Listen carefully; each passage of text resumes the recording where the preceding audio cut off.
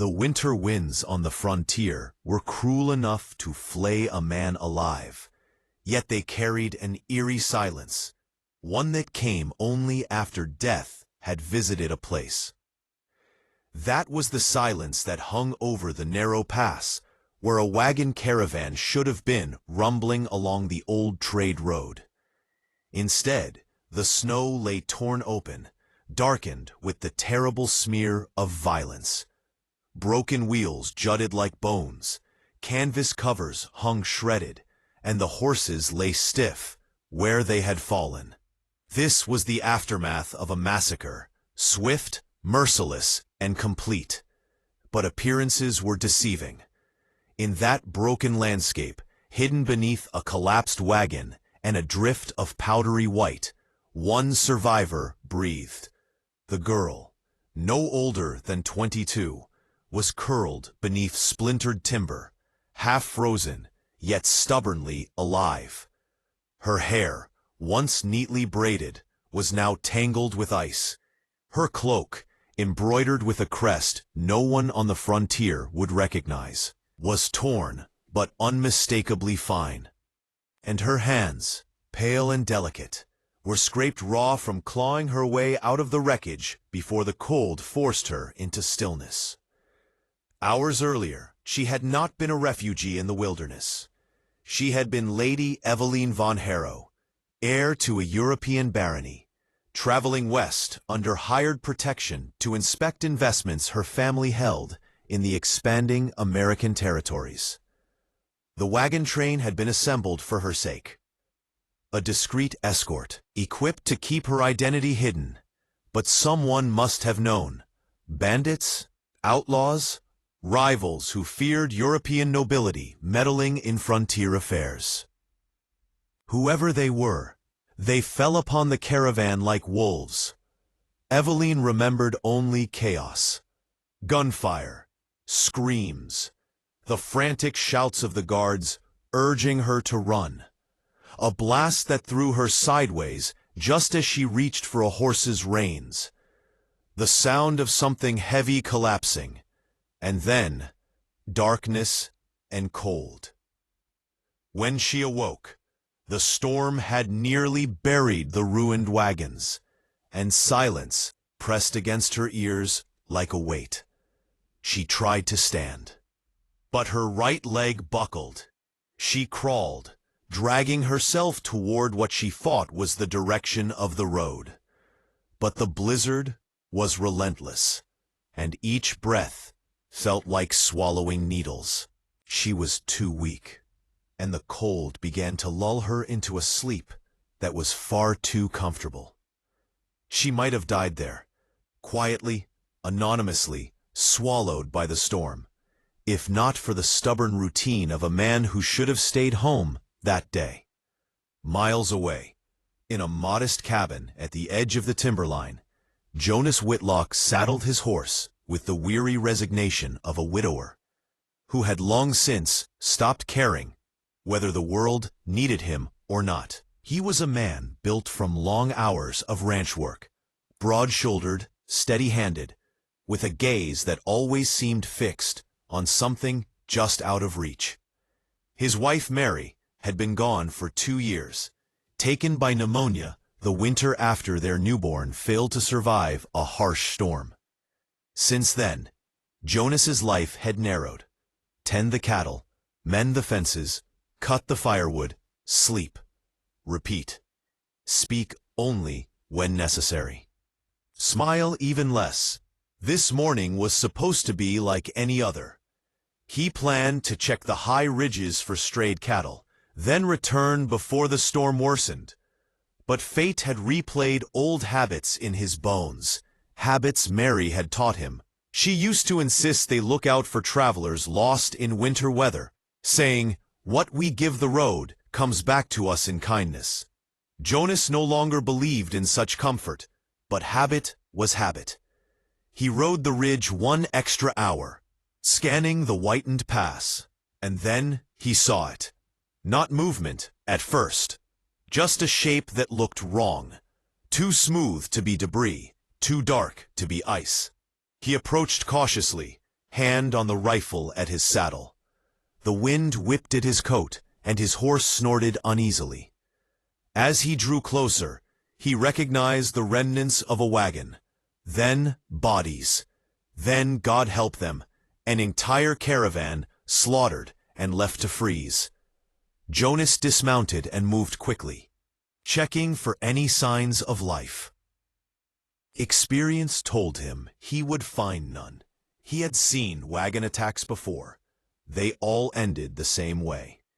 But something tugged at him, a faint sound, almost swallowed by the storm. A breath. He turned sharply and saw a patch of fabric twitch beneath the jagged wood. He threw his shoulder into the collapsed frame, muscles straining as he shoved aside heavy boards. Snow showered down, wood cracked, and there, curled like a wounded fawn, lay the young woman. Her lips were blue, her eyelashes crystallized. Her pulse, when he pressed trembling fingers to her neck, was barely there. "Hold on," Jonas muttered, voice rough with cold and urgency. "Hold on, girl. Don't you quit now." He wrapped her in his coat, lifting her carefully. She was too light, frighteningly so, like someone who had been raised in comfort, not work. He noticed the fine stitching on her ruined cloak, the cold glint of a ring on her finger, the delicate curve of her posture, even in unconsciousness. He didn't know her story. He didn't care. Right now, she was alive, and that meant she was his responsibility. He mounted with her cradled against his chest, then urged his horse into the storm. The snow slashed at his face, stealing warmth with merciless speed. He felt her shivers weaken, then stop. A bad sign. He pressed her closer, trying to share what little heat he could. Every minute felt like an hour. But at last, through the veil of falling white, the outline of his cabin appeared, small, lonely, and half-buried, yet a sanctuary all the same. He kicked the door open and carried her inside, laying her near the hearth. His hands moved with practiced precision, building the fire high, boiling water, rubbing circulation back into her limbs, checking her breathing. He worked as if saving her could somehow make up for the 2 lives he had lost and couldn't save. The young woman stirred, eyelids fluttering, a soft, broken sound leaving her throat. Her first words came out in a hoarse whisper. "Where am I?" Jonas exhaled, relief, surprise, maybe even hope, something he hadn't felt in a long time. "Safe," he answered. "You're safe now."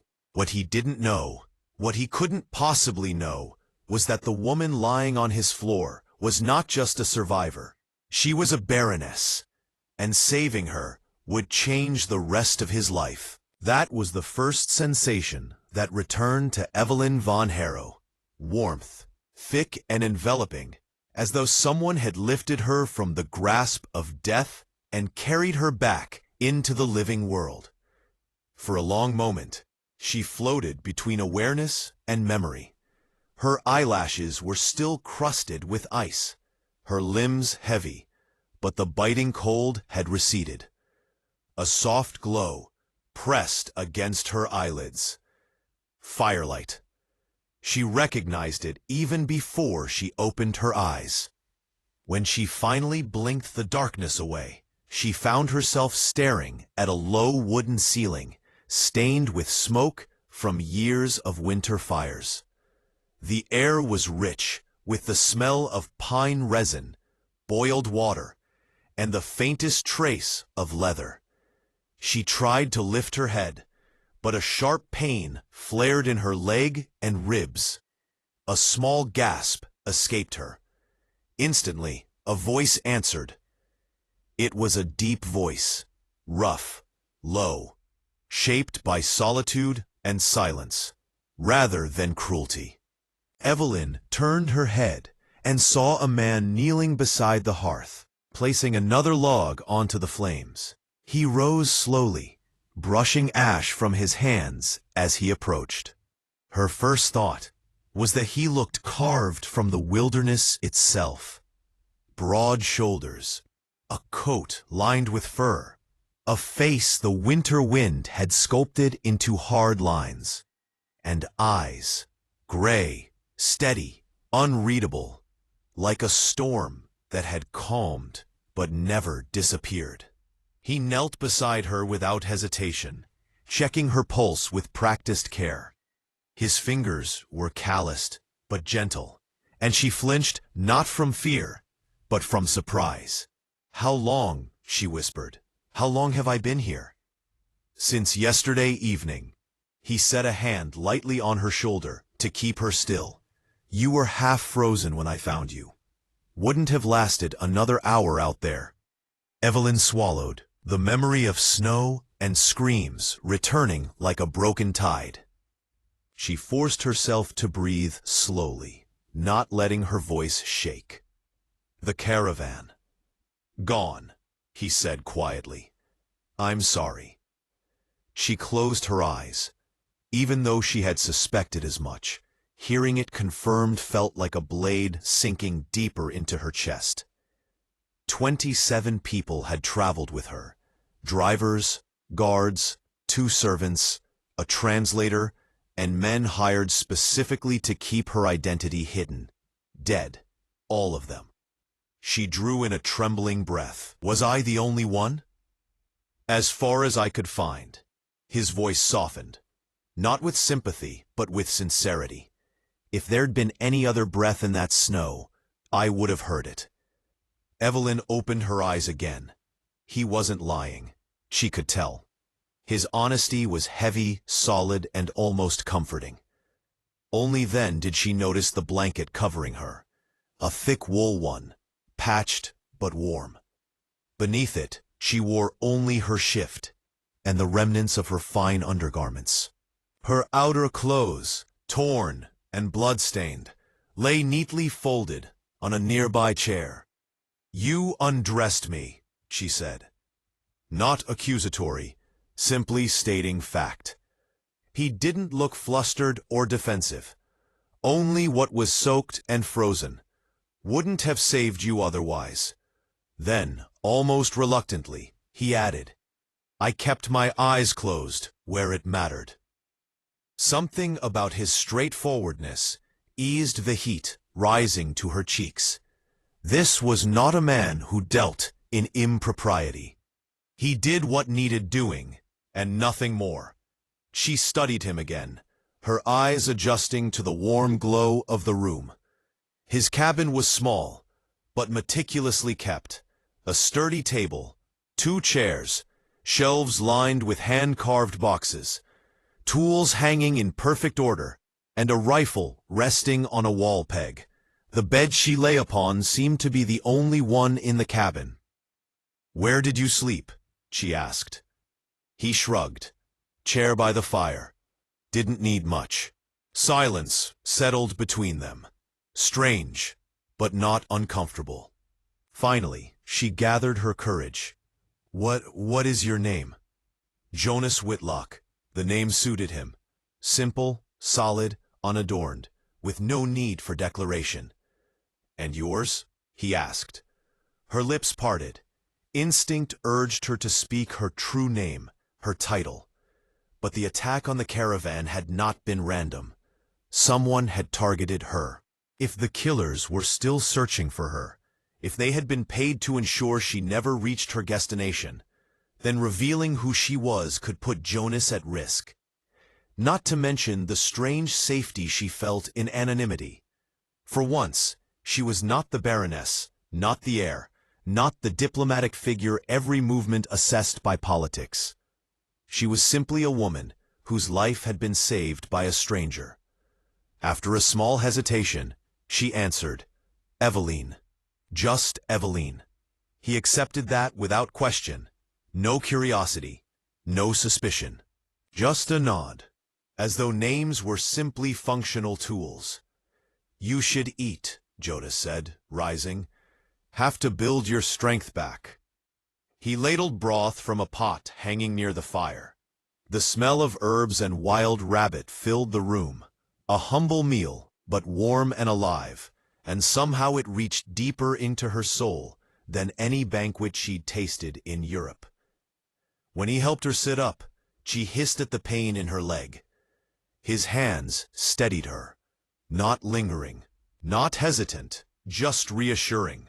He positioned her carefully and handed her the steaming bowl. Her fingers trembled, and he subtly moved his hand beneath hers to prevent it from slipping. The kindness nearly broke her. "You saved my life," she murmured, staring into the bowl. "I just did what anyone should," he replied. But she shook her head, her voice barely audible. "No. Many would have ridden past. Some would have feared the attackers might return. Others would have left me to God's will." A shadow crossed his face. "I've lost too many people to cold and fate. Didn't intend to add you to the count." Their eyes met, hers watery, his unreadable. And for a brief moment, a fragile bridge seemed to form between two worlds that should never have touched. When she finished her meal, exhaustion crowded her again. Jonas adjusted the blanket around her, his movements awkward, as though rusty from lack of human closeness. As she drifted toward sleep, Eveline spoke without thinking. "Jonas? When I am stronger, I will repay you for everything." His reply was low, almost distant. "Don't need repaying. Just get well." But Eveline, half asleep, whispered something he didn't hear. "You don't know who I am." She closed her eyes, unaware that Jonas stayed watching her longer than necessary, making sure her breathing remained steady, but also wrestling with a feeling he thought long buried. The unsettling weight of caring whether someone lived or died. He hadn't expected her, this fragile stranger with noble hands and stubborn eyes, to stir the embers he thought had turned to ash. But the winter storm outside was not the only force that had begun to change course. Morning crept into the cabin slowly, filtering through the frost-laced window in muted streaks of gold. Jonas Whitlock was already awake, seated at the table, sharpening a knife with long, steady strokes. The rhythmic scrape of metal on stone filled the otherwise quiet room. Eveline stirred at the sound. Unlike the day before, her eyes opened not in confusion, but with a fragile awareness. She remembered the cabin. She remembered the man who saved her. And she remembered, perhaps most painfully, that she had no caravan, no guards, no servants, no certainty that anyone from the outside world even knew she still breathed. Her leg throbbed dully, and her ribs protested when she shifted, but she found she no longer felt as fragile as glass. Jonas glanced over his shoulder, noticing her movement. "Pain better today?" he asked. She nodded. "Still there, but tolerable." He set the knife aside and approached, crouching near the bed with a healer's seriousness. "Let me see." If another man had said those words, she might have tensed, but Jonas had earned an instinctive trust she didn't fully understand. He carefully lifted the blanket to inspect the bandage wrapped around her leg. The touch was light, respectful, never crossing unspoken boundaries. His fingers grazed her skin only where absolutely necessary. "You're healing clean," he murmured. "Lucky, lucky," she echoed softly, though the word felt almost painful. It reminded her that everyone else in the caravan had run out of luck entirely. As he replaced the blanket, Eveline's gaze swept the cabin. Despite its simplicity, the space felt safe, not because of the walls, but because of the man who lived within them. Jonas moved with quiet purpose, clearing yesterday's dishes, preparing water, tending to the fire. There was a silence between them, but it wasn't awkward. It was the silence of two people who spoke only when needed. And yet, beneath that surface calm, both carried secrets. Evelyn's was obvious, her identity. Jonas's was quieter, older, shaped by loss. She watched him move around the cabin, his expression unreadable, as always. She wondered what kind of pain lived behind eyes that deep. Something in him was broken, not in a way that made him harsh, but in a way that made his kindness gentle and rare.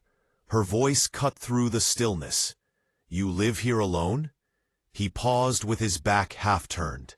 "Yes." "No family?" His jaw tightened before he answered. "Had a wife, and a baby girl." Her breath caught. "What happened?" He didn't look at her when he said, "Winter took them. Same kind of storm I found you in."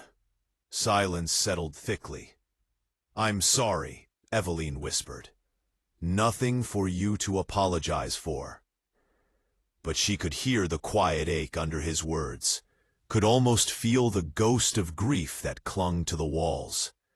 She wished she could say something more, something comforting, but words felt too small compared to the weight he carried. She changed the subject gently. "You saved my life," she said, "and you've asked nothing, not even my story." He shrugged. "Figured you'd tell it when you were ready." She bit her lip. She couldn't tell him. Not yet. Not when danger might still be following her. Not when her presence alone could put him in danger. So instead of truth, she offered the closest thing to it without revealing the full picture. "I was traveling to meet someone. A business matter. My family has holdings in America." Jonas looked at her then. Really looked. His gaze swept from her delicate hands to the fine embroidery on the folded clothing he had salvaged. "You're not from around here," he said plainly. She let out a soft, humorless laugh. "Is it that obvious?" Obvious enough. But he didn't press, didn't pry. That, more than anything, shook her. Men in her world always wanted something. Information, leverage, favors. Jonas wanted nothing but truth freely given. And yet, she kept it hidden. A sudden wave of guilt washed through her. He had trusted her enough to share the most painful piece of his past, and she still held her secrets close. She looked down at her hands. "Jonas, I am not who I seem." "I figured," he said simply. She blinked, startled. You did?" He nodded. "People who come through these parts usually dress in whatever they can afford. You," he gestured vaguely, "you're not from the plains. You carry yourself like someone who grew up with more silk than dust." Heat rose to her cheeks. "And yet you didn't ask?" "Not my business." He paused. "Survival comes first. Stories can come after." Her heart skipped. Was it possible that someone so uncomplicated existed? Someone who didn't dig for power or advantage.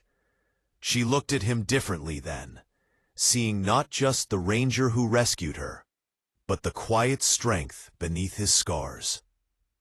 For the rest of the day, she slept, woke, ate, and slowly regained strength. Jonas checked her wounds twice, each time with careful hands and a gentle tone. When she drifted into restless sleep, he carved small wooden figures at the table, glancing over occasionally to ensure she still breathed. Later, when dusk shadowed the cabin, Evelyn woke again, this time to the sound of Jonas humming softly.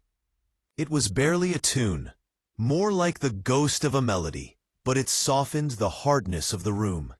She watched him quietly. He was sitting on a stool, repairing a leather saddle strap by lantern light. The fire painted warm gold across his features, turning him softer, almost vulnerable. "Jonas," she said. He looked up.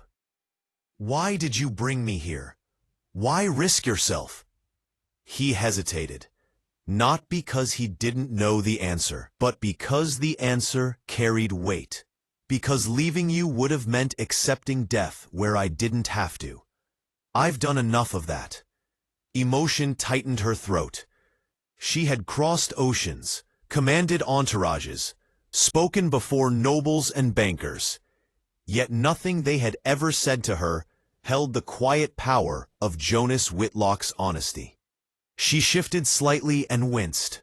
He rose at once. "You should rest." She nodded, but before he could turn away, she reached for his wrist. Her fingers barely touched his skin, but he froze as though startled by the contact. "Jonas, thank you." His breath moved shallow in his chest. He wasn't used to closeness, not emotional, not physical. Carefully, he shifted her hand, so it rested on the blanket instead of him. "Get well, Eveline." But as he turned away, she saw it. A flicker of warmth in his eyes, a softening in his shoulders, a moment of connection neither had expected. Night settled outside, whispering through the eaves. The storm might have passed, but another kind of storm, gentler, more dangerous, was growing inside the small cabin. Two people, both wounded by loss, both hiding truths, were beginning to reach for one another in ways neither yet understood. The fourth day in Jonas Whitlock's cabin began peacefully. Too peacefully, Evelyn would later think. Snow gleamed like crushed porcelain outside, and the sky was a clear, fragile blue. Birds chattered in the pines. The storm had finally loosened its grip on the mountains. Inside the cabin, Evelyn sat propped against a stack of blankets, her strength returning faster than either she or Jonas expected. She could move her injured leg a little more each day. And the bruises on her ribs had begun to fade. Her face, once drained by cold, now carried a hint of color. Jonas had stepped outside to chop firewood, insisting he wouldn't be gone more than a minute. Evelyn listened to the distant rhythmic thuds of his axe, each strike firm and measured, each one oddly reassuring. She found herself staring at the door, waiting for him. It struck her then, she had spent only a handful of days with him. Yet Jonas had become her anchor in a world suddenly unmoored. His quiet presence steadied her. His kindness warmed places inside her she had long believed permanently chilled by duty and expectation. But that fragile comfort was about to break. It began with the sound of hooves. At first, it was a faint crunch of snow, nothing unusual in ranching country. But then came the second set of hooves, a third. Too many to be Jonas's single saddle horse, too heavy to be wild mustangs, and moving too slowly, too deliberately, to be innocent travelers. Eveline's breath caught. A cold knot formed in her stomach. She had heard that sound before. She pushed herself upright, ignoring the pain that flared down her leg. With trembling hands, she reached for the walking stick Jonas had carved for her the night before. Though she had not yet used it, she forced herself to stand. The cabin door creaked open, and Jonas stepped inside. But he wasn't alone. He froze the instant he saw her on her feet. "Eveline," he said sharply, "sit down." She didn't. She couldn't. Because over his shoulder, she saw them. 3 riders emerging from behind the tree line. Dark coats, covered faces, rifles strapped to their saddles. Her heart lurched. Jonas noticed her expression and turned, following her gaze. The change that came over him was immediate and chilling. His shoulders stiffened. He reached back instinctively for the rifle near the door. His jaw tightened with a kind of quiet fury Eveline had not yet seen in him. "You know them?" he asked without looking at her. "No," she whispered, "but I know what they are." "And what's that?" "The men who killed everyone in the caravan." Jonas didn't blink. His hand went to the rifle. "Inside." "Now." He stepped forward, intent on positioning himself between her and danger. But she grabbed his sleeve with urgent force. "Jonas, listen." Her voice shook. "They didn't attack the caravan for valuables. They attacked it because of me." He stared at her. And in that moment, Eveline knew she couldn't keep her secret anymore. Not when doing so might get Jonas killed. She swallowed hard. "My name is not just Eveline. I am Lady Eveline von Harrow. My family owns lands in Europe and financial holdings in America. I came here under secrecy to inspect an investment. Someone must have wanted me dead or captured." She forced herself to meet his eyes. "They will not leave witnesses." Jonas did not react with anger or disbelief. He didn't recoil. He didn't curse. His expression barely changed, only sharpened as though 1,000 scattered pieces had suddenly fallen into place. "That why your clothes were woven with gold thread?" he said quietly. "Why your hands look like they've never seen a day's ranch work?" "Yes. And why you're worth killing a whole caravan over." A tremor ran through her. "I'm sorry. I should have told you sooner." Jonas stepped closer, his voice low. "Would it have changed the fact you were freezing to death in the snow?" "No." "Then it doesn't change what I'm fixin' to do now." With that, he moved past her, bracing the rifle across his chest. He peered through the narrow window. The riders were dismounting. One kicked snow from his boots and began walking toward the cabin door, as though he owned the land beneath him. Jonas's voice dropped into a tone Eveline had never heard. "Get behind the bed," he whispered. "But do it." There was no room for argument, not when danger was seconds away. Eveline limped behind the bed frame, gripping the wooden post so tightly her knuckles blanched. Jonas moved into the center of the cabin, positioning himself with a clear line to the door. His entire body stilled. He exuded the cold focus of a man who had been forged by the wilderness and hardened by loss.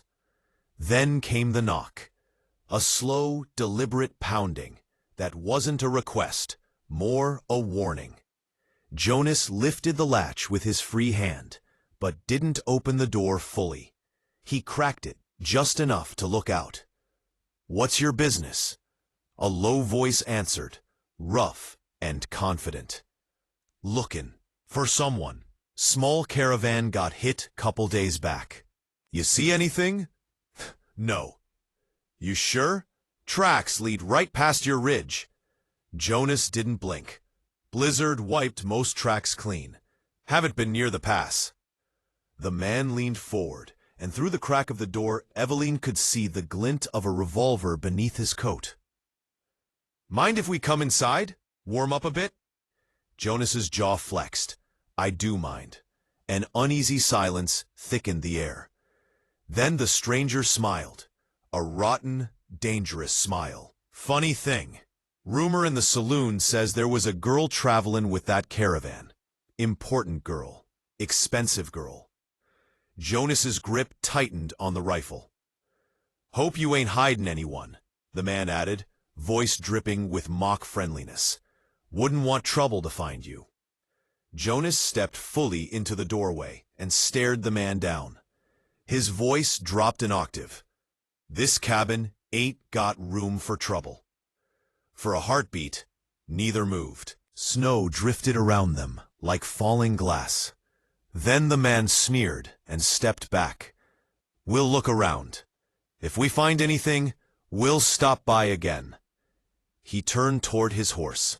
The other two men mounted, eyeing the cabin with predatory interest. Eveline felt cold sweat trail down her spine. This wasn't over. Not even close. When the riders disappeared into the trees, Jonas shut the door, bolting it firmly. He didn't breathe for several seconds. Eveline stepped out from behind the bed. "Jonas!" He turned to her, and the storm behind his eyes finally broke. "They'll be back," he said, "and next time they won't knock." Eveline swallowed. "I'm so sorry. I've brought danger to your doorstep." Jonas shook his head. "No, danger chose to follow you. I'm just the fool who won't let it take you." Her breath caught. He wasn't angry at her. He wasn't afraid of the men outside. He was afraid of losing someone again. Eveline took a step toward him, shaky but determined. "Jonas, what will we do?" He looked at her, not as a baroness, not as a burden, but as someone whose life he had chosen to protect. "We survive," he said, "together." In that moment, Eveline understood something with startling clarity. She had not just been rescued by Jonas Whitlock. She had been claimed by fate.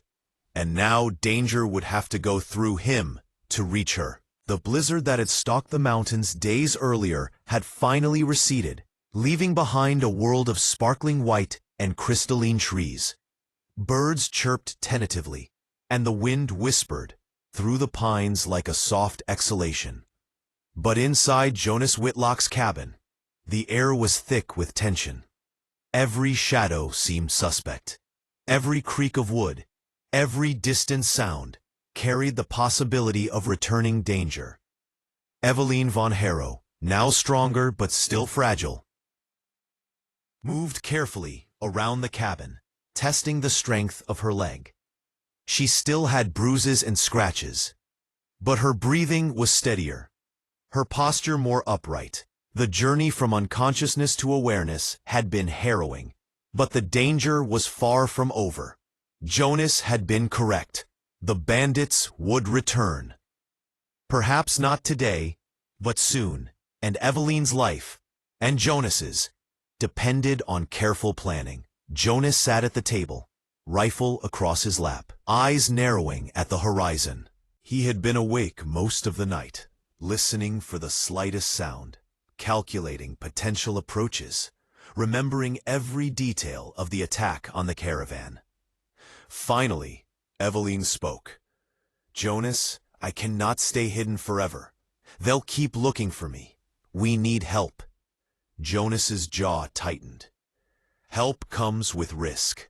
We can survive here, but if we call for backup, there's no telling who might hear. You trust me, don't you?" She looked into his eyes. "I trust you more than anyone else on this frontier. I would not be alive without you." That simple truth filled the room with warmth, but also a dangerous clarity. She was no longer a passive survivor. She had a stake in the plan, and Jonas could not shoulder it alone. He exhaled and nodded. "All right, we do it my way." The next few hours were a flurry of activity. Jonas guided Eveline through the cabin, showing her how to prepare supplies, make distractions, and conceal their movements. She learned quickly, driven not by adventure, but by the necessity of survival. Jonas marveled at her adaptability, grace under pressure, intellect sharper than most men he had known, and determination stronger than many hardened frontiersmen. They moved stealthily to gather food from hidden stores, checked weapons, and reinforced the cabin's weak points. Eveline, despite her noble upbringing, proved herself capable of hard labor. She chopped small piles of wood under Jonas's supervision, carried water, and even learned to aim a rifle at close range. Each action forged a connection between them: trust, respect, and something that went deeper, though neither dared name it. As the sun dipped below the horizon, painting the sky in bruised purples and deep oranges, Jonas and Evelyn sat together in quiet reflection. Outside, the forest seemed to hold its breath. Inside, two lives were irrevocably intertwined. "I owe you everything," Evelyn said softly. "Not just for saving my life, but for everything else. For the care, the protection, the trust." Jonas's voice was low, almost gruff. "Ain't nothing owed. You were lucky I happened to ride by." "Lucky?" she echoed. "No. Fate, perhaps. But also, you chose to save me, and I will never forget that." His eyes softened in a way she had never seen. For the first time, his stoic facade cracked, revealing the man beneath, the man who had loved and lost, and who had now chosen to fight again for someone who mattered. Their quiet moment was broken by the faintest sound, snow crunching outside. Jonas's hand went to his rifle. Evelyn flinched slightly, but did not panic. "They're here," Jonas muttered. Evelyn's pulse quickened. The final confrontation was near. She felt fear, yes, but also resolve. Together, they had survived the storm, the cold, the injuries. Together, they could survive this as well. The door creaked. Jonas raised his weapon, muscles coiled like springs, ready to strike. The bandits burst into the cabin, expecting a frightened, weak girl, and found instead a man prepared and a young woman determined to fight for her life. The confrontation was swift.